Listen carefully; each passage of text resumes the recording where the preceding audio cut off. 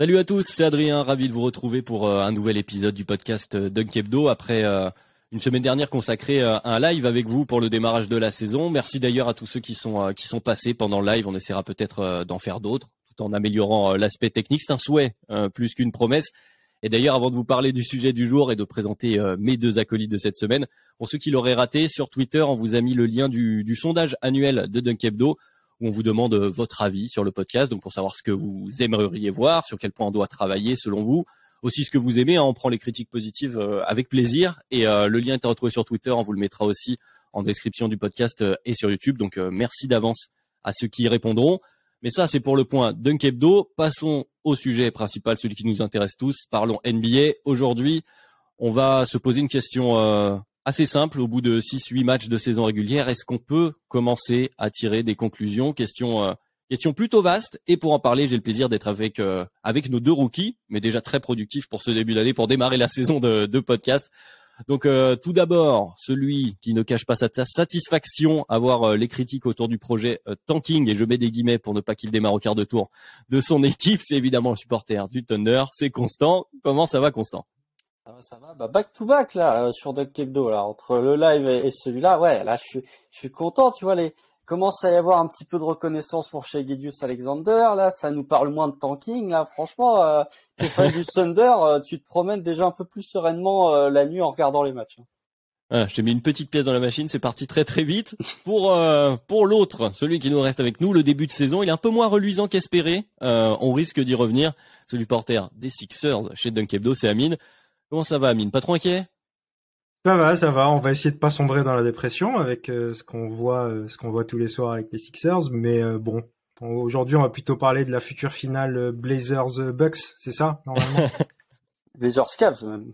Oui, Cavs, oui. Bon, c'est les Bucks qui sont encore à 6-0 pour le coup, mais on verra bien en tout cas. Effectivement, on va en parler de cette finalité NBA, cette échelle de confiance, on va dire, ou d'inquiétude d'ailleurs en début de saison. Juste après, on va faire ça juste après le rappel protocolaire. Vous pouvez toujours retrouver Dunk Hebdo sur vos applis de podcast préférés, sur YouTube également. Vous êtes de plus en plus nombreux d'ailleurs à nous retrouver, donc merci beaucoup à vous.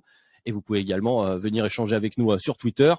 Je crois que je n'ai rien oublié, donc allons-y, c'est parti pour ce nouvel épisode du podcast NBA Dunk Hebdo sur ce début de saison NBA 2022-2023. Alors messieurs, nous en sommes encore au tout début de la saison régulière en NBA, entre 6 et 8 matchs joués par équipe, donc à l'heure où on enregistre. Évidemment, on a tous déjà envie de tirer de grandes conclusions, positives ou négatives, sur tout ce qu'on voit. Mais avant d'en venir justement à cette saison dans le détail, je vous propose qu'on se penche un peu sur la fiabilité des débuts de saison, sur la finalité de la course au titre en NBA. Et pour ça, je vais commencer par donner la parole à Amine avec... Allez, des questions directes. Est-ce que c'est vraiment pertinent de tirer des conclusions si tôt en NBA? Et selon quel facteur, à partir de quel moment ça commence à l'être selon toi? Alors, la réponse est assez simple, c'est non. 6-8 matchs, c'est un échantillon beaucoup trop petit. Néanmoins, on peut commencer à avoir certaines conclusions en fonction du projet des équipes en place et de ce qu'on a déjà vu, de l'ambiance générale. Il y a beaucoup de choses finalement qui rentrent en considération. Mais si on regarde dans le passé récent, ne serait-ce que l'année dernière, après 10 matchs, on a effectivement des Warriors en 9 victoires, 1 défaite, et qui font une grande saison, qui font 53-29 au final. Et bon, c'est pas non plus la saison qui correspondait au 9-1, mais c'est une belle saison. Mais dans le même temps, tu avais au bout de 10 matchs les Wizards qui faisaient un 7-3 et qui finissent en 35-47. Donc pour moi, rien que ces deux choses montrent que voilà, même après 10 matchs, là on en est à 6-8, même après 10 matchs, on n'a pas un échantillon assez important pour être sûr de ce qu'on va voir par la suite.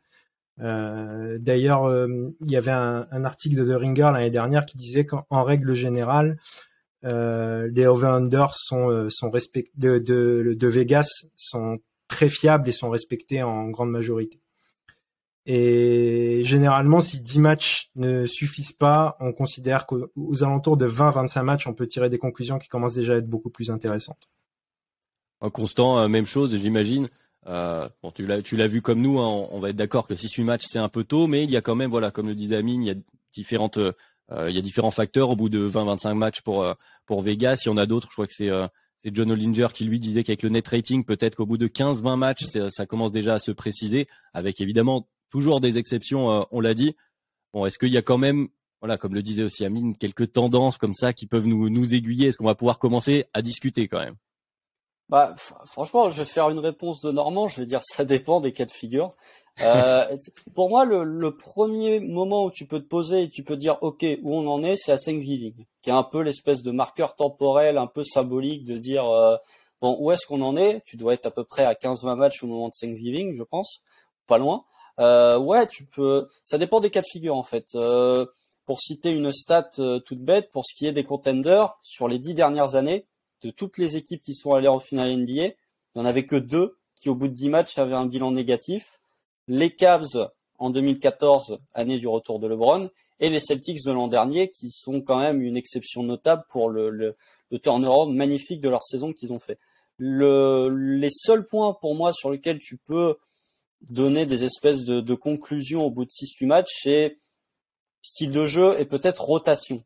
Pas forcément le niveau de compétitivité, mais de savoir telle équipe va jouer avec telle pace, telle équipe va employer telle rotation sur son poste. Alors ça peut évoluer au fur et à mesure de la saison, mais je trouve que au bout de 10 matchs, pour la plupart des équipes NBA, tu peux quand même avoir une espèce de point de vue global sur comment va jouer cette équipe, quelle est l'approche de cette équipe, que ce soit en attaque ou en défense. Et au niveau des rotations et voire même au niveau de la distribution des tirs, je pense que ouais, c'est là où tu peux faire vraiment un premier point. Par contre, pour tout ce qui est projection pour potentiellement des séries de playoffs ou potentiellement des classements de saison régulière, il faut attendre bien plus parce que il peut y avoir aussi des circonstances atténuantes, notamment un calendrier qui peut être plus compliqué pour certains que pour d'autres. Quand je dis plus compliqué pour certains que pour d'autres, je ne pense pas du tout au calendrier très clément qui a été accordé aux Wolves. Mais voilà, c'est au bout, pour moi, ouais, 6-8 matchs, c'est bien évidemment trop tôt. À Thanksgiving, tu peux commencer à te dire, ouais, où est-ce qu'on en est vraiment, quoi. Ouais, je suis d'accord avec vous. Je vais pas tout paraphraser, juste rajouter ce que vous avez glissé un peu en filigrane. C'est vrai qu'il y a aussi au fur et à mesure de l'avancée de la saison, au-delà donc de l'aspect basket, des différents points statistiques sur lesquels on peut commencer à regarder également les minutes, les rotations, comme tu disais, Constant.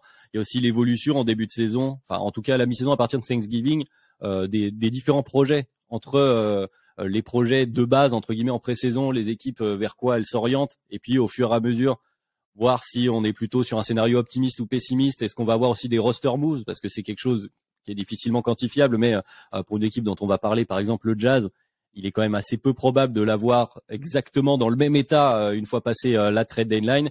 Et puis c'est sans parler évidemment du hors terrain, mais il y a aussi le fait des blessures. Je pense qu'on peut l'évoquer rapidement avant de parler des équipes. Je sais que Constant, il est très attentif. On en avait parlé pendant le DH20. Là, par exemple, c'est l'exemple parfait du côté des Clippers. On a appris que Kawhi allait une nouvelle fois devoir se reposer, se soigner. Bon, c'est toujours voilà un fait. Là, celui-là, pour le coup, ça peut être un fait de début de saison qui est un marqueur assez pessimiste, on va dire, pour les Clippers. Ouais, c'est un marqueur assez pessimiste pour les Clippers, d'autant plus que ça ne colle pas vraiment avec ce qui a été dit et ce qui a été un peu teasé durant la pré-saison. Ça, c'est toujours les grandes hypes de l'off-season où tu as des tweets où les gens disent « Regardez les mollets de Kawhi, incroyable !» pour finalement jouer 2 matchs en sortie de banc et devoir être out pour les 6 prochains, sans même vouloir forcément tracher les Clippers. J'en avais parlé durant le DH20, donc c'est pas pour me jeter des fleurs, mais la situation de Kawhi, elle est réellement inquiétante. Je parle même pas, tu vois, quelqu'un comme Jamal Murray fait pas un début de saison exceptionnel du côté de Denver, mais au moins il joue, il commence petit à petit à retrouver son rythme. Là, Kawhi, il est absent et c'est vraiment, il a pas joué 35 minutes, quoi. C'est que les Clippers, sur les 2 premiers matchs de la saison, ont été très précautionneux envers lui et ça ne fonctionne toujours pas. Donc après, Kawhi est réputé pour son load management déjà à l'époque de Toronto. Alors est-ce que c'est vraiment le point ultime du load management qui est atteint avec lui, ou est-ce qu'il y a une réelle inquiétude du côté des Clippers à ce qu'il puisse rechuter? Je ne sais pas, mais toujours est-il que ouais, enfin tu regardes le début de saison des Clippers, si Kawhi était à son niveau et si Kawhi avait pu jouer les minutes qu'il était censé jouer, le début de saison des Clippers est radicalement différent de celui qui a été fait pour l'instant. Et même si tu te projettes, si Kawhi venait à manquer plus de matchs ou qu'il devait mettre plus de temps à se remettre, bah t'as potentiellement des ramifications sur le classement en fin de saison qui peuvent grandement jouer pour les Clippers. Avant d'effectuer la transition vers les autres équipes, de parler plus terrain, enfin en tout cas plus de joueurs qui sont sur le terrain. Amine, est-ce que tu as un mot sur Kawhi, l'effet sur ces Clippers, toi qui étais plutôt assez haut, hein, il me semble, sur les Clippers avant la saison. Carrément, mais après tout ce que vient de dire Constant est très juste en fait. Quand on était très haut sur les Clippers, on partait du principe tout simplement que les choses se passaient bien et que ça revenait bien, etc. Maintenant, c'est des choses qu'on peut pas deviner et effectivement, il y a de quoi être inquiet sur ce début de saison avec Kawhi. J'ai pas grand chose de plus à rajouter. C'est un autre sujet, mais j'ai l'impression que si ça marche pas cette année, ces Clippers-là, ils existeront plus l'année prochaine. Hein. Je pense que c'est la dernière. Moi, c'est un sujet. Dire, hein. C'est des pics de draft à récupérer, moi, mais. C'est le supporter du Thunder qui parle, mais effectivement c'est un sujet qu'on pourra et qu'on discutera peut-être pendant cette saison ou à la fin de la saison les Clippers. Mais voilà, c'était la petite parenthèse blessure parce que c'était quand même une actualité et ça méritait qu'on l'évoque. Je vous propose qu'on passe à ce début de saison 2022-2023. Donc on l'a bien dit, on va pas tirer de conclusions définitives sur toutes les équipes, mais il y a certaines tendances et puis il y a certains profils d'équipes qui sont plus ou moins intéressants. Donc on a décidé un peu de les séparer en différentes catégories aujourd'hui. On va pas pouvoir faire tout le monde, mais je vous propose de commencer, messieurs, donc avec les équipes qu'on a qualifiées de nouvelles entre guillemets, c'est-à-dire ceux qui ont eu globalement un changement d'effectif, qui ont ramené un joueur qui change la manière de jouer. Et la principale, c'est évidemment donc les équipes qui ont animé cet été en NBA. La principale, ce sont les Wolves. Et Constant, tiens, tu les avais évoqués, donc je vais te relancer une nouvelle fois. Tu m'en voudras pas, Amine. Les Wolves, donc, qui ont eu un début de calendrier en donc la difficulté, le fameux strength of schedule pour ceux qui voudraient aller voir, donc la difficulté du calendrier, donc qui est censé être plutôt simple, mais qui sont à 4-3, donc rien de bien reluisant. Qu'est-ce que tu penses de l'intégration de Rudy Gobert du côté des Wolves, Constant? C'est pas facile, hein, l'intégration de Rudy Gobert, hein. C'est globalement, je sais plus qui c'est qu'on avait parlé dans le précédent live, je crois que c'est Ben. C'est Ben qui a parlé de diplomatie. Qui a parlé de diplomatie, ouais, mais ça y est, là, il y a déjà plus de diplomatie, en fait. Et c'est difficile je suis partagé sur ces Wolves entre d'un côté de me dire c'est déjà foutu ce qu'ils veulent faire et de l'autre côté me dire faut leur laisser du temps. Parce que en fait, ma principale inquiétude que j'ai concernant ces Wolves, c'est que j'ai pas l'impression qu'il y ait de réelles relations entre Rudy Gobert et Anthony Edwards et Karl Anthony Towns. En fait, j'ai vraiment l'impression que, alors que pourtant c'était un des souhaits de Kat durant l'off-season, c'est même principalement pour ça que Walker Kessler avait été drafté à l'époque, c'est que Kat voulait évoluer au poste 4 justement. Et là tu lui ramènes le protecteur de cercle le plus élite de la NBA, un pur poste 5, et t'as l'impression que Karl Anthony Towns en fait il s'épanouit pas pleinement dans ce nouveau rôle. Anthony Edwards c'est un peu pareil. J'ai l'impression que, il a des déclats assez bizarres, Anthony Edwards, quand il dit moi plus c'est petit, mieux je préfère jouer sur un terrain de basket. Ça va complètement à contresens de ce qu'ont fait les Wolves durant l'intersaison, donc ça me fait me poser des interrogations. Et le niveau de D'Angelo Russell, on en avait parlé quand on avait dit les joueurs qui jouent gros, le niveau de D'Angelo Russell est vraiment pas bon sur ce début de saison. Il met pas un tir, même à la création, je trouve qu'il a régressé. Défensivement, c'est vraiment pas ouf. Et même si tu prends les stats du Jazz, alors après c'est que du début de saison, mais défensivement ils sont pas forcément meilleurs que l'an dernier. Et offensivement ils ont régressé. Ils sont 21e je crois à l'offensive rating ou quelque chose comme ça. Donc ouais c'est inquiétant, d'autant plus que t'en as parlé Adrien. Leur début de saison a quand même été très clément. Tu joues 2 fois les Spurs, tu joues 2 fois OKC. Malgré ça tu te retrouves avec un bilan tout juste positif. J'attends de voir et je pense que pour le coup, cette équipe des Wolves, dès Thanksgiving, tu auras une idée de à quoi va ressembler leur saison. Vraiment. Parce que si ça enclenche pas à Thanksgiving, ce playoff mode qui est souvent vanté par des équipes en difficulté en saison régulière, du côté des Wolves, j'y crois absolument pas. C'est vrai que la notion de déclic playoff a souvent été remise en cause. Amine, je t'ai vu beaucoup acquiescer. J'imagine que toi aussi, on en avait parlé entre nous. Constant l'a bien dit. C'est vrai que cette saison était... on avait l'impression que c'était la saison pour D'Angelo Russell, de retrouver un partenaire de pick and roll et de mener cette attaque à bien pour que ça alterne correctement. Au début, on a senti des Wolves qui ont voulu forcer une entente donc diplomatique pour reciter Ben une nouvelle fois. Ça commence à s'effriter. Comment tu le vois, Amine? Est-ce qu'on tire sur D'Angelo Russell ou pas tout de suite quand même? On peut commencer déjà par tirer sur D'Angelo Russell, mais pas que. Moi, je trouve que j'ai quand même envie de laisser du temps. disons que c'est normal, je trouve que c'est normal que faire rentrer Rudy Gobert avec son profil si atypique, ça prenne du temps à essayer de créer quelque chose. Maintenant, c'est sûr que si les Wolves shootent comme ils shootent en ce moment, pas seulement D'Angelo Russell, toute l'équipe, ça risque d'être très compliqué. Mais justement, il y a une variable d'ajustement. Kat tire pas très bien en ce moment, et c'est quand même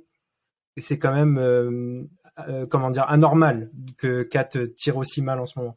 Maintenant, est-ce que peut-être c'est sa position au poste 4, les changements liés à la venue de Gobert, c'est possible aussi, donc peut-être que c'est pas une bonne chose. Mais il y a pas mal de variables d'ajustement qui font qu'ils pourraient être meilleurs. En défense, ils sont, comme l'a dit Constant, ils sont pas meilleurs que l'année dernière, mais en tout cas, ils sont bons. Ils sont 7e au defensive rating, ils sont sérieux, il n'y a pas de problème là-dessus. Mais ça shoot tellement mal, ils ont une pace très rapide, ce qui est très étrange aussi avec Gobert. Donc, je pense qu'il y a des variables d'ajustement qui leur permettront peut-être d'être meilleurs. Maintenant, j'ai du mal à imaginer cette équipe aussi. Elle a l'air très ambitieuse. Je pense qu'ils n'ont pas le niveau pour être aussi ambitieux qu'ils souhaitent être. Ouais, c'est possible. De toute façon, ça va se dessiner au fur et à mesure de la saison, mais c'est vrai, pour abonder dans ton sens, Amine, de l'intégration de Rudy Gobert, on est sur un profil très particulier. Et c'est vrai que ça change l'équilibre à la fois offensif, totalement, comme tu l'as dit, Constant, avec le changement de rôle de Kat, et ce qui était au centre de l'attaque des Wolves ces dernières années. Donc forcément, ça change beaucoup de choses. Et défensif, quand tu as un profil comme Rudy Gobert, sachant que de manière globale, intégrer un nouveau joueur, c'est pas forcément quelque chose d'évident. Et puis la production, c'est un article je vais le citer, d'Achiel Nussbaum, donc pour Fansided, qui a analysé les joueurs transférés en 2018-2019. Donc c'est un article de 2020 et qui disait que les minutes et le rôle d'un joueur nouvellement transféré dans une équipe se stabilisent au bout de 11-12 matchs et on commence à voir à peu près son niveau. Alors il utilisait le game score de John Oedinger, mais en tout cas un niveau de productivité qui ressemble à ce à quoi on peut s'attendre. Donc c'est une moyenne pour des joueurs transférés, pour un profil de type Rudy Gobert qui est peut-être un des plus impactants, en tout cas sur la manière de jouer de ton équipe. Forcément, ça prend un peu plus de temps. Donc je vous pose une petite question simple, on le fera sur la plupart des équipes en termes d'indices d'inquiétude pour les Wolves à ce niveau-là. Est-ce qu'on est vraiment inquiet de 1 à 5, 1 pas très inquiet, 5 très inquiet, Constant, les Wolves? Moi, je mettrais un bon 3, parce qu'il y a un truc quand même qui me fait tiquer quand je regarde les Wolves, c'est que ils ont quand même une raquette constituée de Rudy Gobert et de Karl Anthony Towns. Ils sont 23e en pourcentage de rebond défensif et 20e en pourcentage de rebond total. C'est-à-dire que même avec une raquette gigantesque, ça se fait prendre des rebonds sur la tronche. Donc ça, je suis inquiet. Ça, franchement, je suis inquiet. Je suis un peu déçu. Enfin, moi, je suis pas très fan du joueur, mais je trouve que le début de saison d'Anthony Edwards, il a quand même pas mal de chances d'avoir un D'Angelo Russell pour servir un petit peu de gilet pare-balles, parce que je le trouve pas exceptionnel le début de saison d'Anthony Edwards. J'attends de voir face à des équipes play-off A, parce que je peux me dire, bon, ils ont joué les Spurs, ils ont joué au OKC, peut-être qu'ils sont arrivés un peu en prenant de haut cette équipe et ils se font cueillir face à des gros challengers, ils vont peut-être se ramener un peu plus motivés.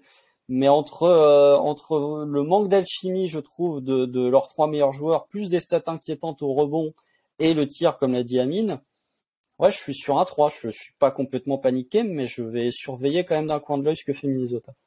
Amine, une note pour toi aussi? Je vais mettre 2,5, juste pour être un tout petit peu moins inquiet. En précisant aussi qu'il joue sans Kyle Anderson, qui est un ajout important. Et pour l'instant, il est pas là. Et ça peut faire beaucoup de bien. En plus, c'est typiquement le genre de joueur qui fait du lien entre les autres et qui t'apporte un peu plus aussi en défense. Donc, je pense que ça peut les aider ensuite à relever la tête. Donc, moi, je mettrais 2,5 sur l'échelle d'inquiétude. Inquiétude modérée, nous allons dire, du côté des Wolves, un petit peu d'inquiétude, mais modérée. Passons à une autre de ces nouvelles équipes, mais dans le cas inverse, puisque c'est plutôt un départ canon du côté des Cavs, 5 victoires, 1 défaite, l'intégration magnifiquement réussie de Donovan Mitchell. On est sur une équipe là qui pour le coup est en haut des ratings globaux, hein, même en net rating, ils sont 2e derrière les Suns. Donc c'est vous dire comme ça fonctionne. Je pense qu'on va s'étaler un peu moins longtemps, mais Amine, cette fois-ci, je vais te lancer en premier. Les Cavs, c'est une vraie satisfaction. Ils sont efficaces offensivement, là où ils avaient peut-être un peu de mal, puisqu'ils ne dépendent plus uniquement de Garland, même si du coup ils ont joué avec uniquement Donovan Mitchell à des moments qui a dû ressortir ses talents de spadassin pour citer notre cher Alan. Et puis défensivement, ils sont toujours aussi efficaces. Bref, ça se passe bien du côté des Cavs. Ouais, carrément. Et là, c'est mon tour d'avoir ma petite fierté parce qu'on avait fait le petit épisode sur les Cavs au moment de la signature de Mitchell et on était plutôt très confiants sur les Cavs avec Ben et Tom. Et aussi personnellement, on n'était que deux à avoir mis Donovan Mitchell dans notre DH20 avec Ben et j'en suis très content aussi. Pour moi, c'était évident que c'était un joueur DH20. Oui, moi je m'attendais à ça. Et je suis très content, surtout en l'absence de Garland. Maintenant, il va y avoir un challenge quand il va revenir pour Bickerstaff parce que ça sera différent organisé. C'est plus simple d'avoir Mitchell comme ça en go-to guy et pas de partage et autour que des gars qui défendent le plomb. Donc ça marche vraiment très très bien. Ça changera quelque chose avec justement le backcourt très petit pour la défense et compagnie. Néanmoins, j'ai quand même confiance que ça continuera bien parce que Donovan Mitchell est aussi un très bon joueur off-ball en réalité. C'est pour ça que j'apprécie tant ce joueur, c'est qu'il est très très complet en attaque. Et je pense que avec une défense de fer comme ils ont actuellement, ils sont 2e au defensive rating. Je pense que les Cavs seront, en tout cas, sont vraiment, comme je m'y attendais, candidats à l'avantage du terrain à l'Est. Je te demande tout de suite le chiffre. En confiance, ça donne combien? 4. Une bonne confiance du côté de Mine Constant, du coup. Toi, qu'est-ce que tu penses de ces Cavs? Nouvelle version. Déjà, moi, je suis pas fan de Donovan Mitchell, mais vraiment pas. Donc, premier affrontement. En fait, pour moi, Donovan Mitchell, tu me poses la question sur l'indice de confiance pour les Cavs. En saison régulière, je suis à 4. En playoff, je suis à 1. Disons que, moi, j'ai des vrais problèmes avec Donovan Mitchell. Mais, ouais, peut-être à 2, parce que 1, je suis méchant. Mais, quand t'es Cleveland, l'an dernier, t'étais 20e en offensive rating. Cette année, t'es 4e. Meilleur pourcentage de réussite à 3 points de toute la ligue. C'est là où j'ai envie de dire qu'ils vont peut-être un peu déchanter. C'est le début de saison de Donovan Mitchell est vraiment somptueux pour le coup. Mais quand t'as Caris LeVert qui envoie des matchs à 41 points, j'ai envie de me dire on se calme. Après, pour le coup, moi j'ai mis Darius Garland dans mon DH20, donc là pour le coup les Cavs malgré tout ont aussi un joueur du DH20 chez moi, donc j'attends pas mal l'arrivée de Darius Garland. Mais le match moi qui m'a bluffé de ces Cavs, c'est face à Boston. Clairement, il n'y a pas de débat possible. C'est ce match face à Boston où je crois qu'ils se retrouvent derrière d'une dizaine de points à un moment dans le troisième quart. Ils font un comeback, ils vont gagner en overtime. Et vraiment, là, je me suis dit, ils sont pas seulement talentueux, ils ont du caractère aussi. Et globalement, on parle beaucoup de Donovan Mitchell, on parle beaucoup de Caris LeVert, mais Evan Mobley va finir dans une all defensive en étant sophomore s'il continue à ce rythme-là. Parce que défensivement, ce qu'apporte Evan Mobley, c'est exceptionnel. Alors, il met un peu de temps à bien être servi en attaque. C'est pas toujours le cas. Là, il commence à faire quelques beaux matchs offensivement. Mais défensivement, la raquette Evan Mobley, Jarrett Allen, elle est vraiment ultra solide. Et c'est ça, pour le coup, où je suis confiant sur eux. C'est que même si leur attaque venait à baisser, ils pourront toujours se focaliser et se replier sur leur défense qui restera élite, parce qu'elle l'était déjà l'an dernier. Donc, je conclue juste en disant très impatient du retour de Darius Garland et de voir comment les deux vont vraiment fonctionner, Donovan Mitchell et Darius Garland, en gardant un œil aussi sur l'espèce de débat qui commence à naître sur qui doit être titulaire au poste 3. Pour l'instant, c'est Caris LeVert, mais c'est peut-être susceptible de changer. Surtout que Dean Wade a montré des belles choses sur les minutes qu'il a. On a des partisans de Dean Wade effectivement chez Dunk Hebdo, mais ta conclusion est parfaite pour moi, Constant. C'est là où je voulais amener pour terminer sur les Cavs. Je pense que tu as bien résumé la question. En saison régulière, on est confiant. On voit que de toute façon, au talent, que ce soit Mitchell ou Garland, ça suffira avec cette défense élite pour être bien placé. La question est toujours la même. C'est leur cohabitation et est-ce qu'ils vont être capables de proposer une attaque assez variée et peut-être moins dépendante de leur réussite personnelle en création pour soi de ces deux joueurs-là, une fois arrivés en play-off, notamment pour des séries face aux Celtics que tu as bien cité, mais en niveau de caractère et puis pour la saison régulière, effectivement, je pense qu'on est plutôt confiant pour eux. Mais on va enchaîner parce qu'on a encore un peu de monde à voir. Ça c'est pour entre guillemets nouvelles équipes, même s'il y en a d'autres qu'on pourrait citer. On en a parlé entre nous. Je pense que les supporters des Pelicans sont très heureux de retrouver Zion, ça marche très très bien. Du côté d'Atlanta, c'est pas si mal. Il y aura encore des questions à se poser, mais je pense on reparlera d'Atlanta puisque je sais que ça tient à cœur, notamment à Ben, à chaque fois de les regarder. Donc on pourra en reparler dans les prochaines semaines. Parlons justement, tu les as cités, Constant, des Celtics, mais pas que, des favoris dès la pré-saison. On parle bien sûr des Bucks, des Suns, des Celtics qui sont cités et pour qui ça se passe très très bien pour le moment. Alors notamment pour les Bucks qui sont encore invaincus à 6-0, mais on a aussi les Suns à 5-1, les Celtics qui ont eu un petit coup d'arrêt là, qui sont à 4-2, mais qui quand même ont proposé un basket plus que sérieux pour ce début de saison. Alors on va alors encore une fois pour Amine, comme ça après j'aurai équilibré les démarrages, puis après je pourrai alterner pour tout le monde. Bon Amine, on les fait en un tas, Bucks, Celtics, Suns, ça se passe bien là où on les attend. Peut-être les Celtics, il y avait un peu plus de questions, mais finalement, bon voilà, des favoris qui sont droits dans leurs bottes pour ces trois équipes. Moi, j'avais encore plus de questions pour les Suns, vu tout ce qui s'est passé cet été. Et force est de constater. En fait, le fait d'avoir vite gagné, tout ça, je pense que c'est parfait pour eux. Ça va éteindre un peu tout ce qui s'est passé et l'incendie de vestiaire. C'est ça. Ils vont pouvoir se concentrer sur le basket. Et pour l'instant, on a parlé de Donovan Mitchell. Devin Booker, il fait un sacré début de saison aussi. Je crois que c'était dans une discussion qu'on avait en privé. On parlait des arrières et du podcast qui avait été fait sur les arrières récemment. C'est vrai que c'est peut-être d'ici quelques années, on va revenir à une ligue d'arrière si ça continue comme ça. En tout cas, Devin Booker, il fait un super début de saison. Chris Paul, il est load managé comme il faut pour l'instant. On le grille pas. C'est super bien bossé de la part des Suns et ça me surprend parce que moi, j'étais très inquiet pour eux. Les Celtics, je m'inquiétais moins. Disons qu'il y a eu le drama du coach et tout, mais on regarde l'effectif, on regarde comment ça tourne.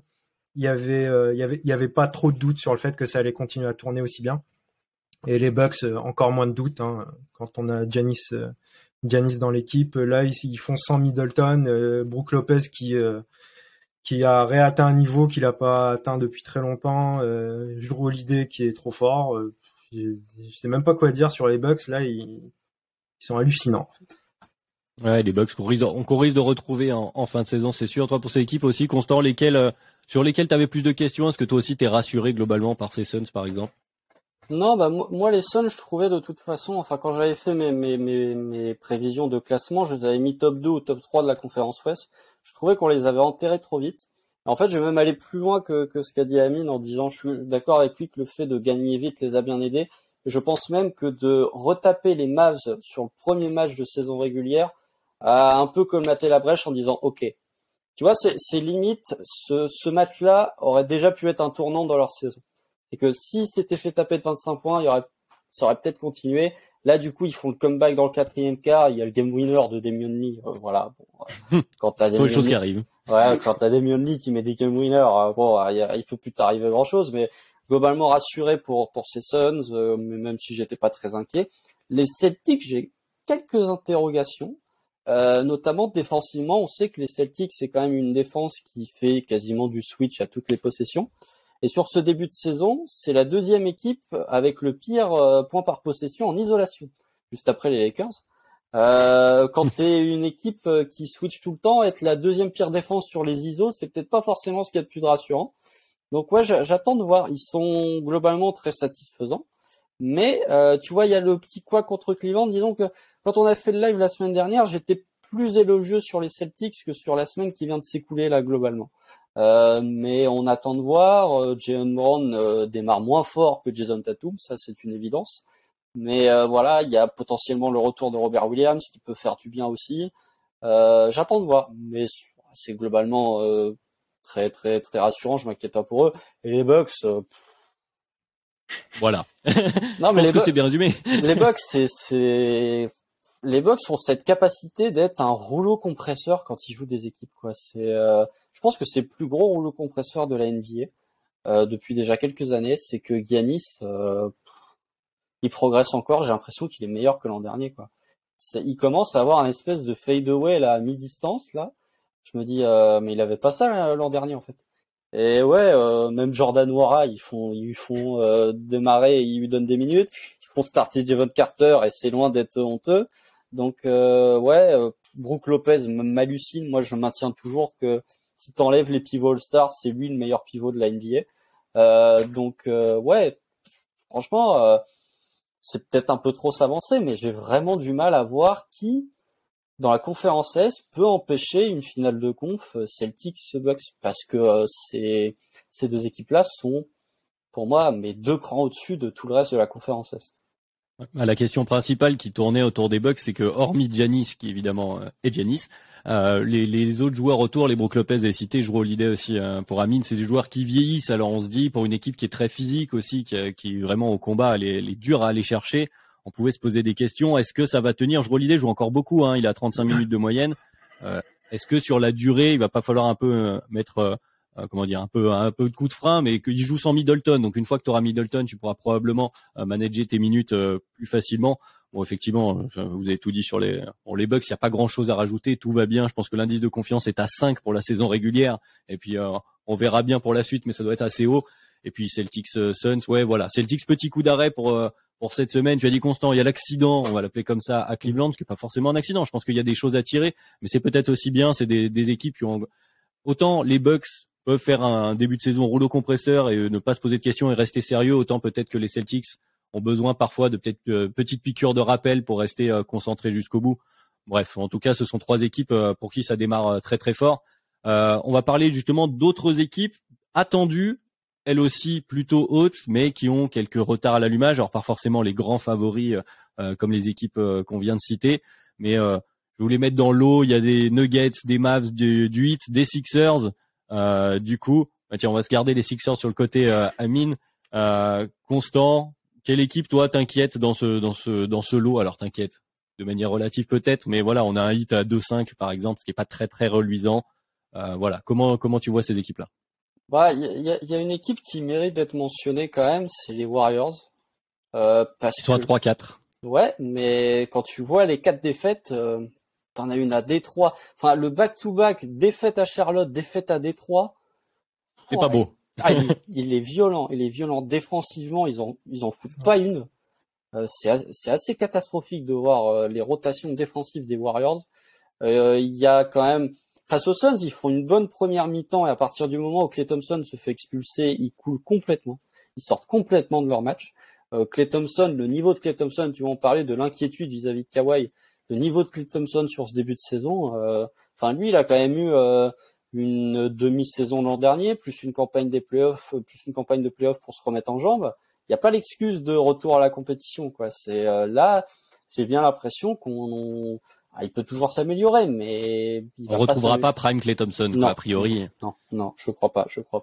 Et voilà. Après, pour les autres équipes, les Mavs, c'est pour les Mavs où j'ai le moins d'inquiétude parce que c'est vraiment 3 accidents dans le clutch, quoi. Enfin, voilà, je parle en connaissance de cause. La fin de match face à OKC, il le joue 100 fois ce match avec ce cas de figure. 99 fois, il le gagne. C'est tombé sur la fois où ils allaient pas le gagner. En tant que fan des Sixers, Amine peut me parler d'Isaiah Joe ou pas parce que finalement il l'a peu vu jouer. Mais voilà, je m'inquiète pas pour eux. Ils sont même Luka, ce qui me fascine chez lui, c'est qu'il fait jamais 2 mauvais matchs de suite. Ok, ici il est mauvais, Orlando il leur met 44 points avec des pourcentages très élevés. C'est le Heat, moi qui m'inquiète. 2-5, des déclarations pas forcément très rationnelles de la part de Jimmy Butler en disant on va quand même gagner le titre, peu importe à ce qu'on soit à 2-5 machin. Moi, je m'inquiète de voir comment fonctionne ce Heat. La saison de Kyle Lowry est globalement très décevante. Tu sens que ils ont pas retrouvé cette espèce d'étincelle défensive qu'ils avaient l'an dernier. La perte de PJ Tucker, quand bien même elle est pas très valuable du côté de Philly pour l'instant, elle est quand même. Elle fait du mal à ce Heat. Ils essayent de faire jouer Duncan Robinson, mais c'est difficile. Max Strus, que moi j'adorais la saison dernière pour son impact défensive, score, mais défensivement, je le trouve quand même 2 crans au-dessus de ce qu'il faisait l'an dernier. Donc ouais, le Heat, pour moi, a tendance à m'inquiéter parce que je sais qu'ils peuvent se remettre d'aplomb, mais j'ai du mal à les voir arriver au niveau de ce qu'on disait tout à l'heure des Celtics et des Bucks, par exemple. Ouais, pour une équipe qui a beaucoup joué, je pense, alors au mental, en tout cas au combat, on va dire, on la retrouve à chaque fois au combat où on retrouve un Jimmy Butler un peu différent en playoff. On en a beaucoup parlé pendant le DH20, c'est vrai que là ils sont un peu plus en dilettante à l'image de Max Strus comme tu disais.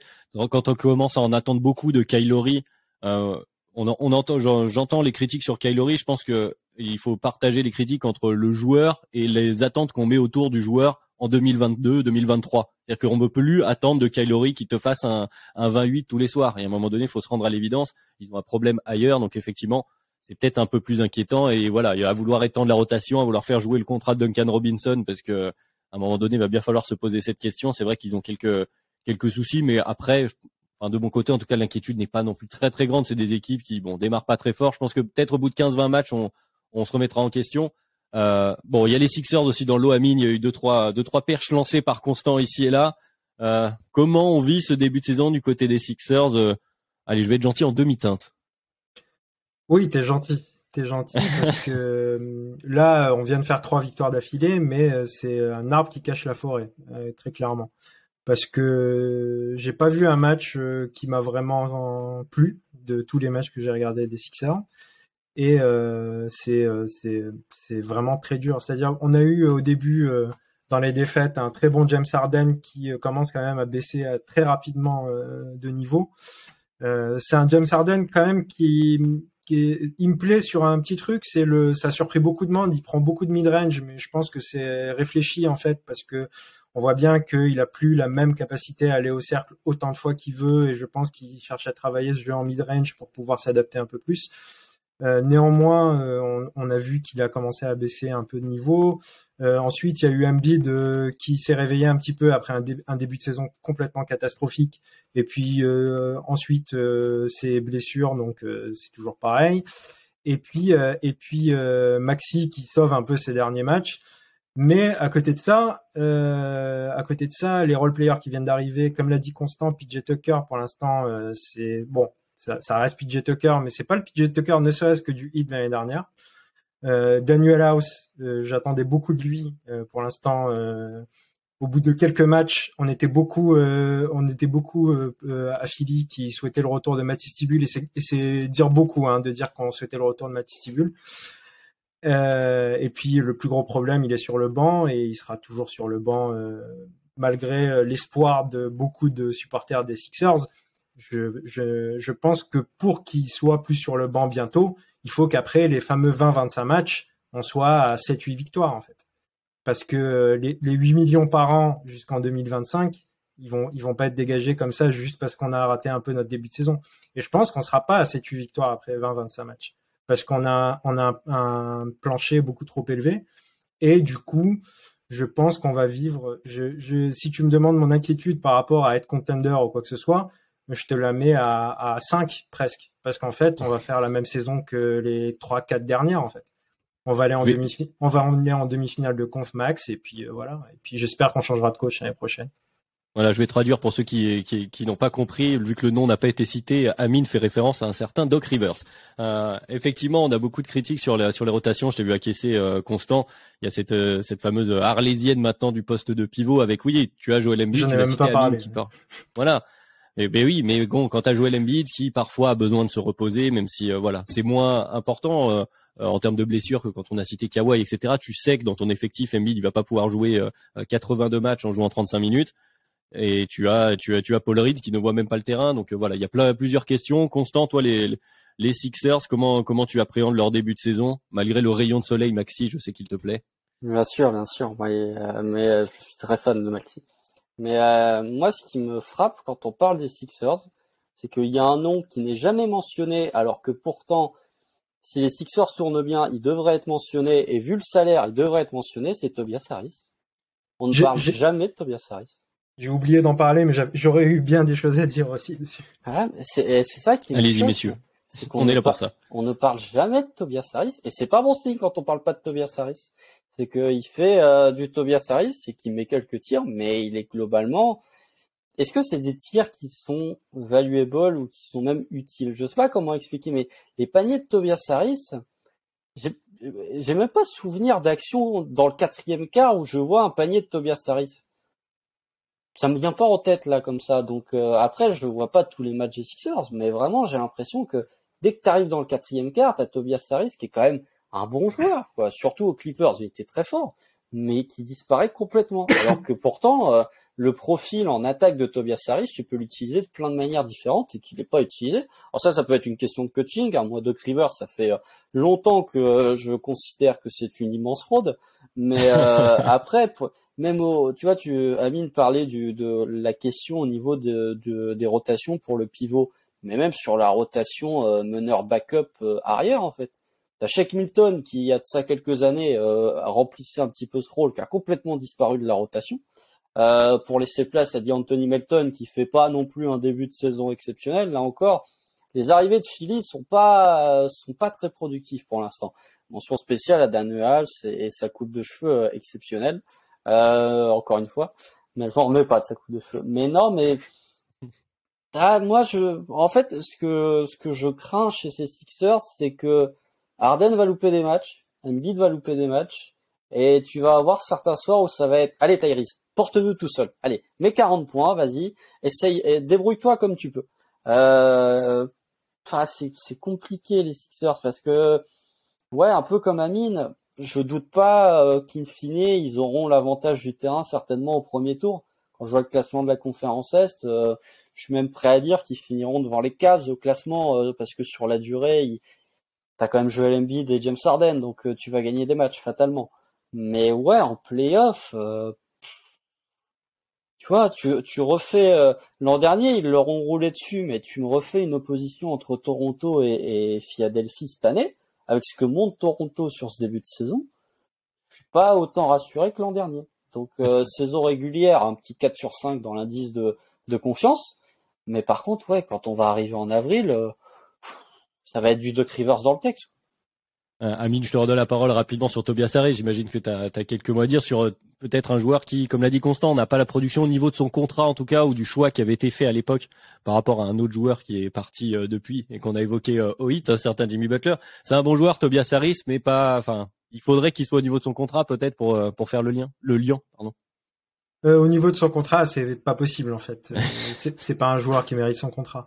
Néanmoins, moi, j'aime pas trop parler en mal de Tobias Harris parce que ça a l'air d'être un type bien, ce qui est très rare, mais quand on voit un petit peu ce qui se passe autour de lui, ça a vraiment l'air d'être un type bien.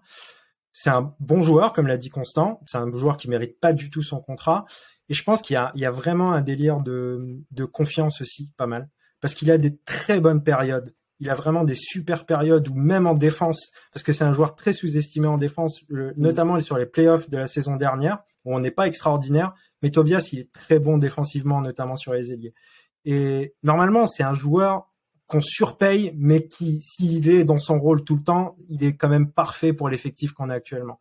C'est-à-dire que t'as une rotation 3-4 avec PJ, par exemple, et t'es sûr que ça va défendre le plomb et ça va normalement mettre ses 3. Maintenant, quand il est pas en confiance, il met même pas ses 3, Tobias. Il fait un début de saison très, très difficile, là, lui aussi.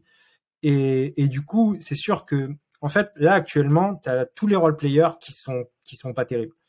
Et tu as les options 1, 2, 3, donc Harden, Embiid et Maxey, qui sont bons chacun leur tour par intermittence en quelque sorte. Donc forcément, tu as un début de saison un peu dégueulasse là-dessus.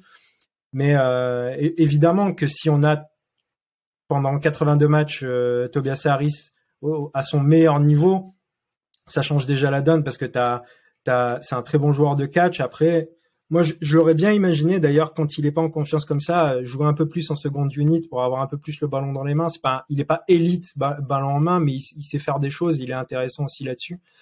Et voilà. Juste sur Shake Milton, par contre, je pense que tu as juste les souvenirs des débuts de Shake Milton, parce que moi, j'en voulais plus dans le roster carrément. Je suis très content que D'Anthony Melton soit arrivé et il commence. C'est un des premiers justement des arrivés à commencer à montrer quelque chose justement Melton, contrairement pour l'instant à House ou à Tucker. J'ai peut-être un souvenir de Shake Milton erroné. En fait, il a l'arme du pull-up, mais on va dire que ça a marché pendant 2-3 mois sur une période un peu folle. Et que depuis c'est l'arme du pull-up, mais juste parce que il arrive à pull-up, mais il en met pas beaucoup en fait. Donc mais tu vois sur ce manque d'apport du banc en termes de scoring, tu te dis bon, il t'apporte plus de points que Matisse Thybulle, hein. Ça c'est un fait, c'est pas. Il y a beaucoup de monde à qui ça arrive. Mais, ça. Mais en gros, pourquoi j'aurais aimé que Shake Milton soit plus là. Je sais qu'on fait peut-être un peu long sur les Sixers, mais juste pour moi, Shake Milton, il prend la place. C'est à cause de Shake Milton que aujourd'hui tu profites de Isaiah Joe à OKC en fait, en quelque sorte. Ouais, voilà. ouais. Ce sera la conclusion de la discussion supporter Sixers, supporter Thunder sur le hit. Bon, vous l'avez sur les Sixers, pardon, vous l'avez compris. Bon, une équipe avec je vais reprendre les mots d'Amine, avec un talent, un niveau plancher et un talent suffisant pour que, bon, en saison régulière, ils se retrouvent dans la première partie et voire le premier quart de tableau à l'est, mais qui pose encore des questions. On verra évidemment au fur et à mesure, même si on a entendu les doutes autour de l'adaptation, notamment du côté du coaching staff de Philadelphie. Enchaînons donc avec un peu d'optimisme. Alors, en tout cas, sur ces premiers matchs, on va parler des surprises de ce début de saison. Vous les avez tous vus, a priori, tous et toutes, évidemment. Les Spurs et le Jazz, qui sont des équipes qu'on n'attendait pas du tout à ce niveau-là. Donc, ils sont donc le Jazz est en 6-2, les Spurs sont en 5-2, 3 et 4e respectivement à l'Ouest. Donc, tout se passe bien dans le meilleur des mondes. Deux équipes au profil diamétralement opposé finalement. Constant, je vais te lancer d'abord sur lequel tu veux commencer. Vas-y, je te laisse le choix. Spurs, Jazz, qu'est-ce qu'on pense de ce début de saison qui effectivement devrait retrouver la norme quand même assez rapidement par rapport à ce qu'on disait en intro? Les Spurs, parce que je me suis tellement foutu de leur gueule durant cet été que là ils me font mentir. Les Spurs, en fait, ils appliquent un principe qui est quand même fondamental dans la NBA 2022 et qui est tout simple pour gagner des matchs, c'est ils perdent peu de ballons et ils rentrent leur tir à 3 points. Globalement, c'est déjà c'est limite la recette miracle pour gagner des matchs NBA en 2022, c'est que si tu perds un minimum déjà si tu mets tes 3 points, tu restes dans le match globalement quoi qu'il arrive, et si tu limites tes turnovers, tu peux le gagner. Et si tu cumules les deux, t'es quasiment imbattable en fait. Sans même parler de pourcentage de lancer et de défense, et tu remplis ces deux critères-là, tu peux quasiment battre n'importe qui. Les Spurs me mettent vraiment sur le cul, c'est le cas de le dire, parce que je m'attendais pas du tout à ce niveau de jeu-là. Tu peux en témoigner face aux Bulls, c'est quand même un sacré performance qu'ils ont sorti. Dans le clutch, ça tremble pas. Ils sont sérieux, ils sont rigoureux, comme tu disais. Tout à fait. Ben, c'est du pop dans le texte, hein. J'ai sous-estimé ce qu'a réussi à faire Greg Popovich. Après, il faut quand même parler du niveau de certains, Keldon Johnson, moi qui est un joueur que j'adore. Le début de saison de Keldon Johnson est assez exceptionnel. Doug McDermott est quand même bien utile et fait quand même bien chier, excusez-moi l'expression, mais fait quand même embête beaucoup de défense NBA à jouer off-ball et met souvent ses tirs. Josh Richardson, depuis quand Josh Richardson évolue à ce niveau? En fait, je pense que s'il avait évolué à ce niveau, jamais les Celtics l'auraient tradé, hein, ils l'auraient gardé, hein. Mais même Trey Jones, là il y a la blessure de Blake Wesley qui va peut-être les handicaper un petit peu, mais même sur le backcourt c'est très solide, ça commet peu d'erreurs, ça suit le peu de système qu'il y a entre guillemets, ou en tout cas dans le sens où le playbook a été simplifié, ça court. Globalement, ça court dans tous les sens. Et ouais, les Spurs, ça joue crânement leur chance. Alors peut-être qu'après, il y a un moment aussi où les adversaires vont commencer à les prendre un peu plus au sérieux. Du coup, l'effet de surprise sera passé. Mais pour l'instant, même Jakob Poeltl qui remplit pleinement son rôle aussi, que ce soit défensivement comme offensivement, il apporte pas mal de bonnes choses. Donc ouais, le début de saison des Spurs est bien plus surprenant pour moi que celui du Jazz. Celui du Jazz, tu peux l'expliquer par la qualité du roster. Celui des Spurs, vraiment, je me dis, mais comment ils ont réussi à battre cette équipe, quoi. Ils ont battu 2 fois les Wolves. Ouais, Amine, comme le disait Constant, bon, c'est la surprise, la plus grande surprise. C'est vrai qu'on avait mis beaucoup de doutes, notamment quant à la création offensive, qui allait porter la balle du côté des Spurs. Ils compensent par une rigueur, par une application d'un playbook simplifié, comme tu l'as dit, mais très efficace, et évidemment une adresse qui est quand même très très haute, hein. Ils mettent 39% de leur tir à 3 points. Bon, ils ont des bons shooters aussi sur le papier, donc bon, ça rentre, tant mieux pour eux. Bon, est-ce que glisser un mot sur les Spurs? Effectivement, ça risque de rentrer dans le rang tout de même au fur et à mesure quand la saison va se lisser. Oui, Constant a bien tout dit. Il a précisé à la fin Poeltl qui est quand même très important de par la protection de cercle et sa présence très importante au rebond, parce que c'est une équipe qui est pas si mauvaise que ça au rebond aussi. Et je voudrais juste citer parmi tous les joueurs qu'a cité Constant, il a oublié Devin Vassell, et on le citera pour faire plaisir en plus à Alan qui adore ce joueur. Et qui a joué moins de matchs, hein, du coup. Qui a joué moins de matchs, mais les débuts étaient super, hein, quand même avec Vassell. Et oui, donc en fait, la seule question qu'on peut se poser, c'est est-ce que Pop sait tanker en fait? Est-ce que Pop c'est qu'il a vraiment envie de ça à son âge aussi. C'est ça. Il est trop vieux pour ses conneries, pour faire une référence, mais. Non, mais c'est ça, mais c'est ce que pour reprendre un peu ce que vous dites, c'est un peu les deux. C'est-à-dire que quand on a une jeune équipe qui, je pense, n'a pas de joueurs assez bons, en tout cas assez affirmés au sein de la NBA pour pouvoir, affirmer leur ego face à Greg Popovich, il a une armée de talents à sa disposition qui vont écouter ce qu'il a à dire et finalement il joue un basket scolaire, mais bougrement efficace, comme l'a dit Constant. Et effectivement, en début de saison, là, on a beaucoup d'équipes qui se rôdent, que ce soit par des changements, quand on a cité les Wolves, ce type de joueurs-là, ou d'équipes qui sont encore un peu en dilettante, qui les prennent pas forcément au sérieux. Eux, ils sont sérieux, donc en début de saison, tu gagnes des matchs, même si ça finira par s'équilibrer. Donc parlons de l'autre équipe qui, Constant l'a dit, qui est moins surprenante parce que finalement, en termes de joueurs, ils sont plus affirmés en NBA. Voilà, contrairement à ce que je disais au niveau des Spurs, les joueurs du Jazz, on en connaît beaucoup. Pour l'instant, ils gagnent des matchs, peut-être parce qu'il y en a qui veulent se montrer également. Est-ce que le Jazz ressemblera à ça en fin de saison par rapport à ce qu'on disait en intro? C'est peu probable également.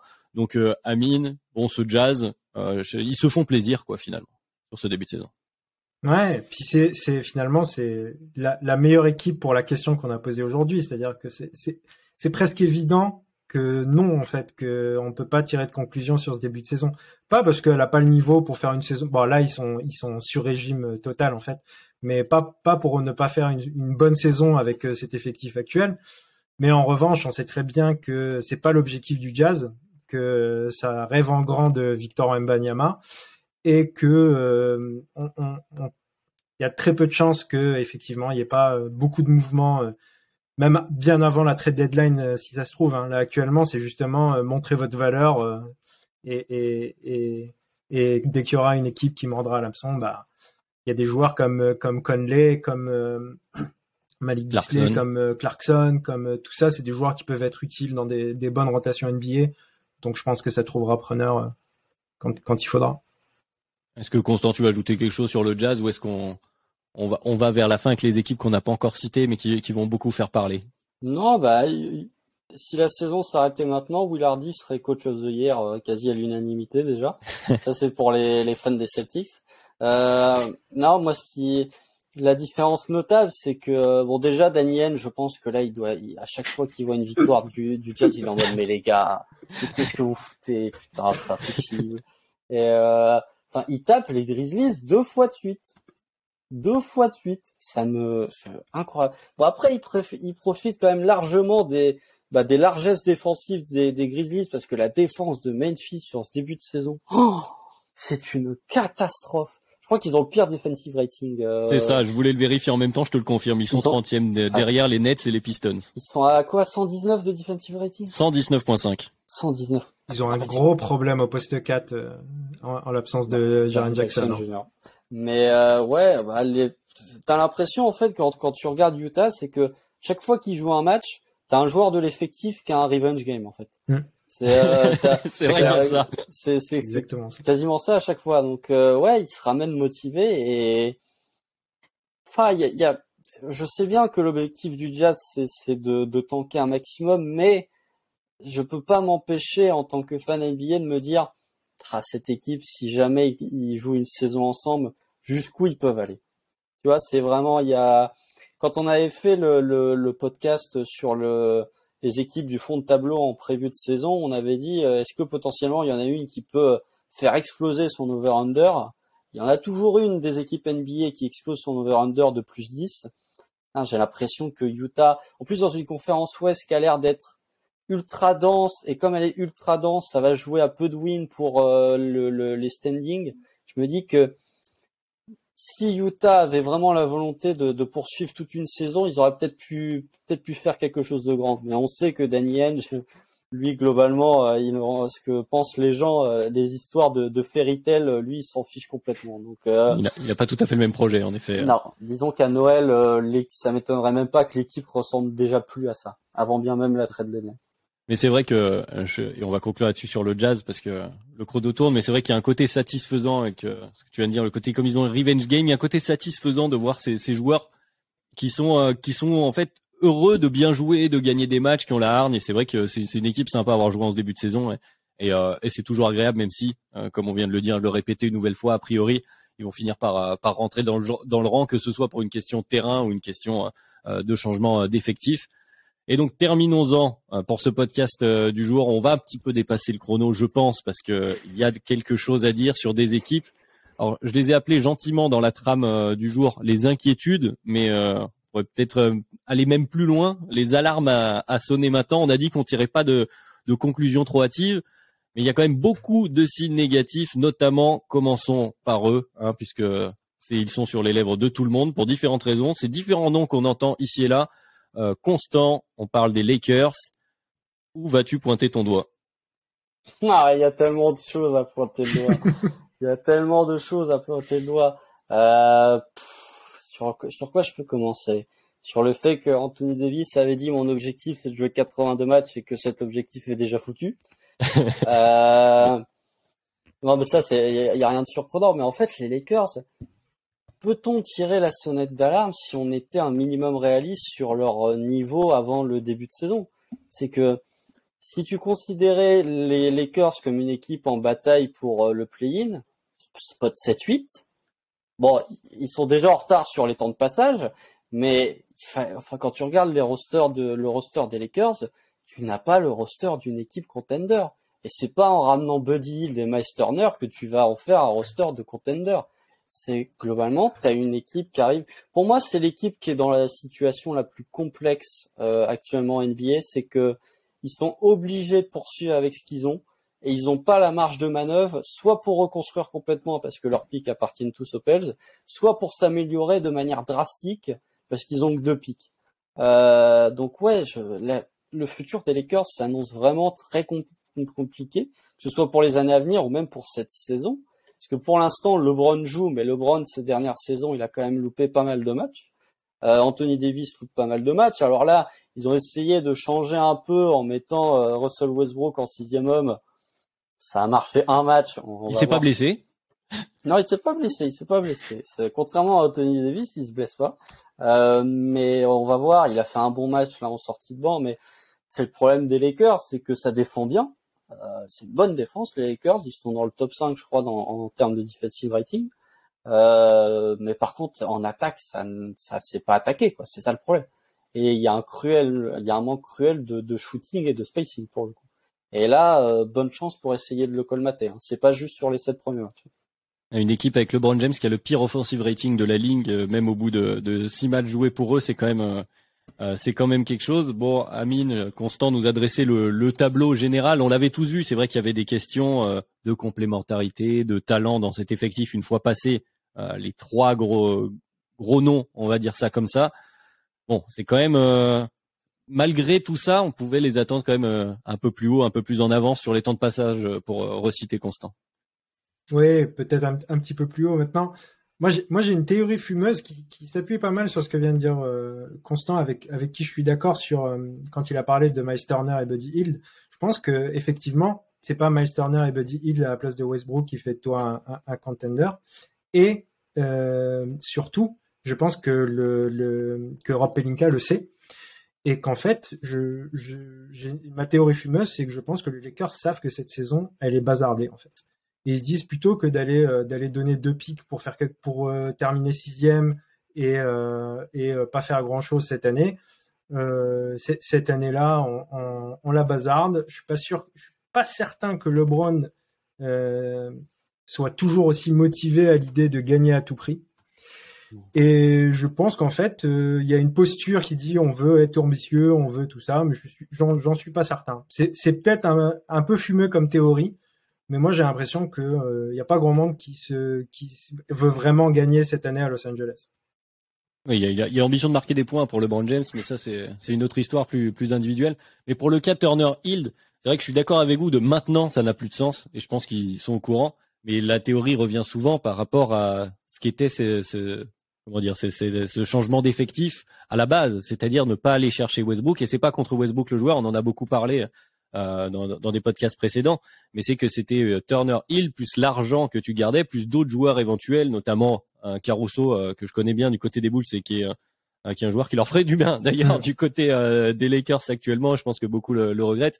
Donc effectivement, ta théorie, Amine, elle me semble cohérente dans le sens où ils se sont rendus compte, ce que tout le monde avait vu avant eux, hein, malheureusement, c'est quand même une nouvelle fois à pointer du doigt du côté des Lakers. C'est difficile de pointer du doigt les joueurs. Tu as dit peut-être, on peut dire voilà, Anthony Davis qui se blesse. Bon, mine de rien, pour l'instant, c'est qu'un seul match.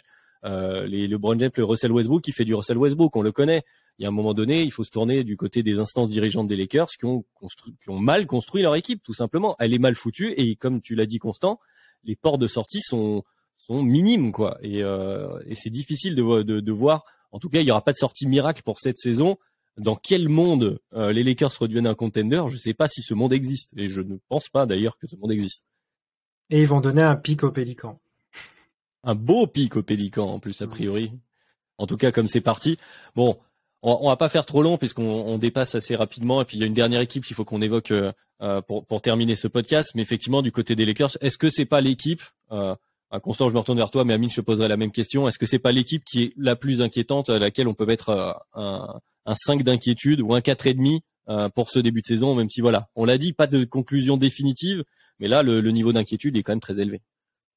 Ouais, bah, t'as un bon 4, hein, franchement, en termes d'inquiétude. C'est-à-dire que là, je me demande s'ils vont jouer le play-in, ne serait-ce que jouer le play-in. Est-ce qu'ils vont pas être hors play-in comme l'an dernier? Parce que franchement, je vois les Kings, je me dis, ça joue mieux que les Lakers.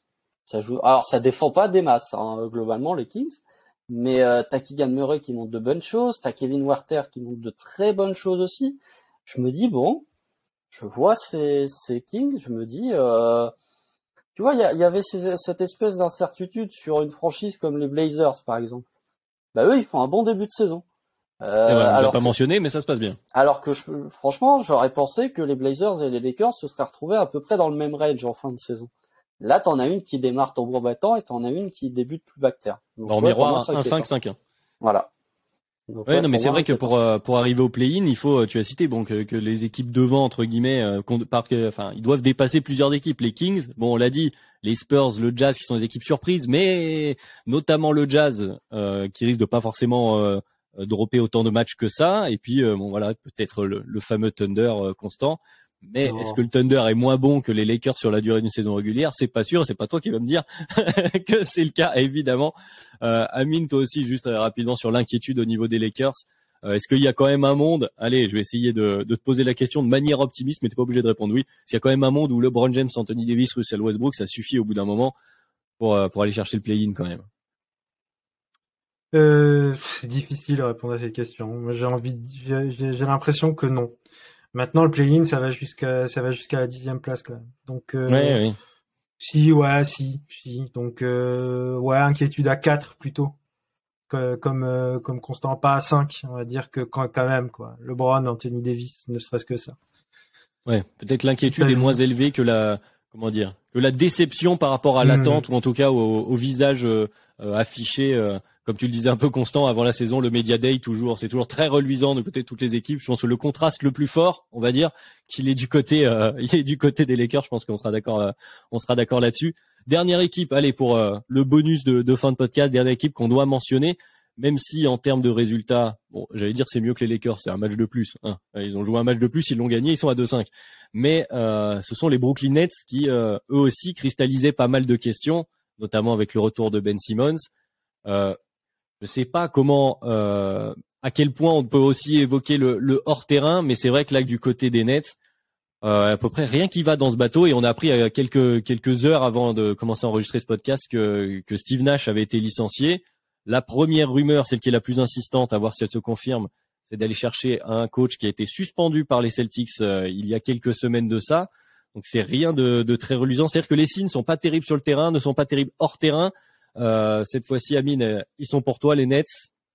Comment tu classes ton inquiétude et sur quel point tu le classes? Est-ce qu'elle est plus terrain, est-ce qu'elle est plus hors terrain? Et évidemment, c'est forcément un peu un mix des deux. On n'a pas trop envie de parler hors terrain parce que on a envie de parler surtout de basket.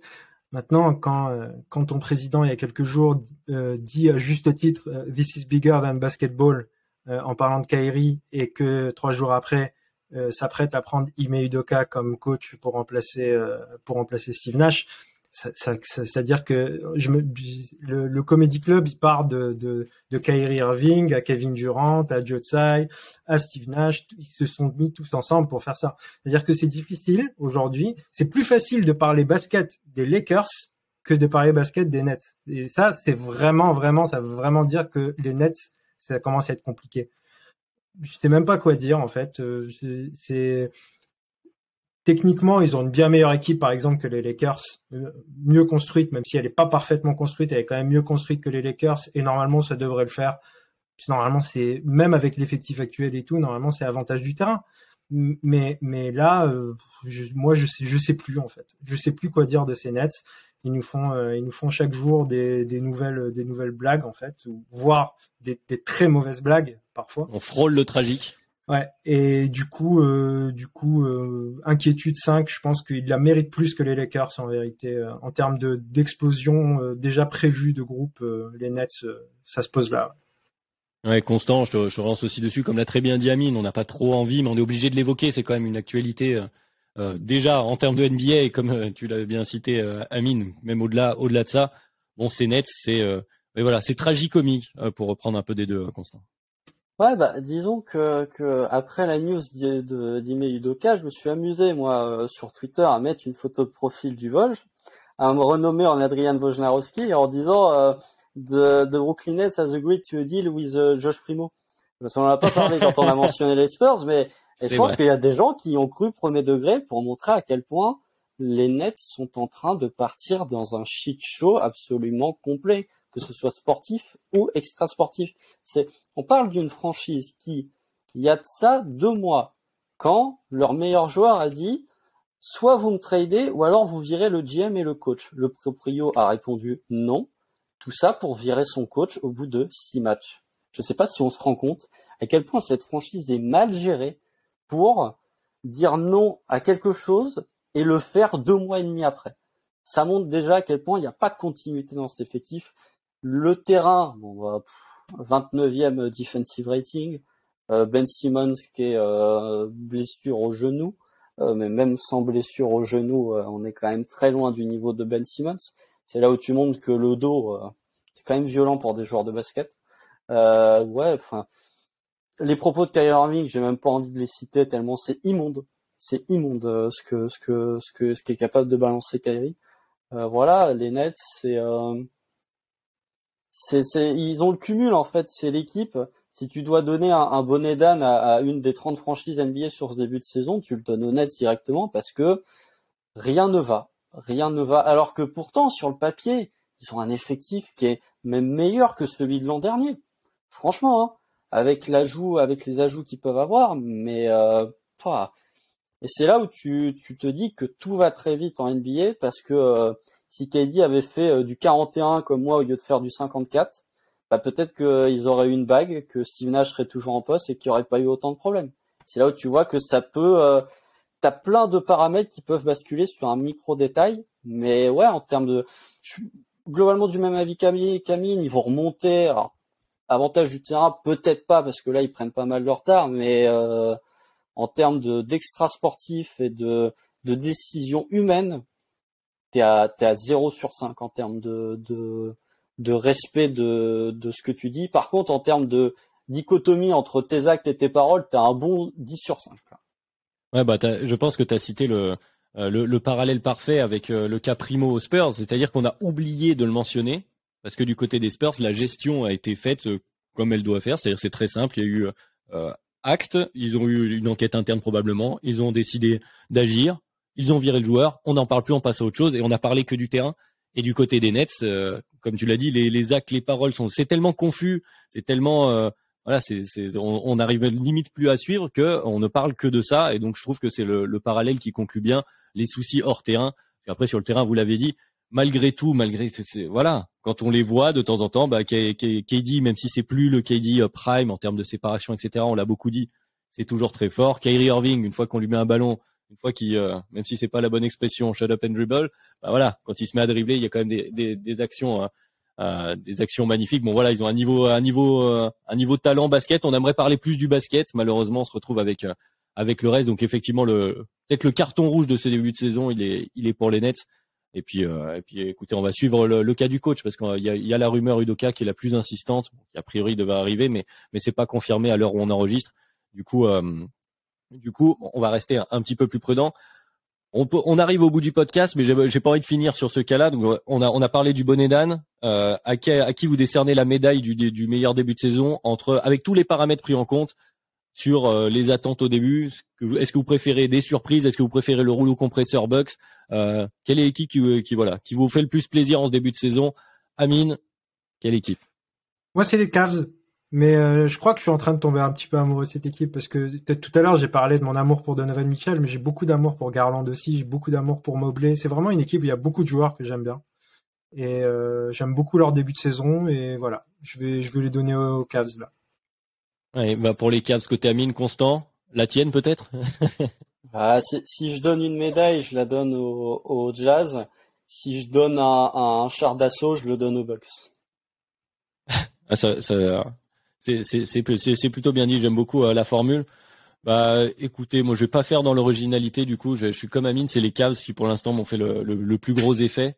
C'est-à-dire que voilà, ils sont kiffants. Il y a différents joueurs. Ils sont plutôt ils attirent aussi là une certaine sympathie parce que voilà, comme tu l'as dit, Constant aussi. Enfin voilà, on sent qu'ils ont faim ensemble en plus. Même un Caris LeVert qui doit lui être bien content de se retrouver deuxième option offensive quand il manque un des deux, ça lui fait plaisir. Mais pour le coup, il déborde pas et pour l'instant, ça lui réussit. Donc voilà, petite médaille pour les Cavs dans ce début de saison. Mais comme on le disait en introduction, difficile de tirer des conclusions terrain à partir de 6-7 matchs. On va se donner rendez-vous de toute façon toutes les semaines avec Duck Hebdo pour parler de ça. Donc on fera un point régulier pour voir pour qui cette saison se dessine pour le mieux. Messieurs, je vais faire évidemment le dernier appel. Merci d'avoir été avec nous, mais pour tous ceux qui nous ont écoutés, vous pouvez nous retrouver de partout sur les applis de podcast, les plateformes que vous préférez, Apple Podcast, Spotify, Podcast Addict, comme vous le souhaitez. Toujours sur Twitter, bien sûr. On remercie Gabin, notre community manager, et Ben qui mine de rien est modeste, mais un sacré travail également sur les différents comptes des réseaux sociaux, sur YouTube, bien sûr, si vous voulez voir la vidéo. Et puis, on se retrouve rapidement, c'est-à-dire la semaine prochaine, pour un nouvel épisode du podcast Duck Hebdo. Merci messieurs. Salut.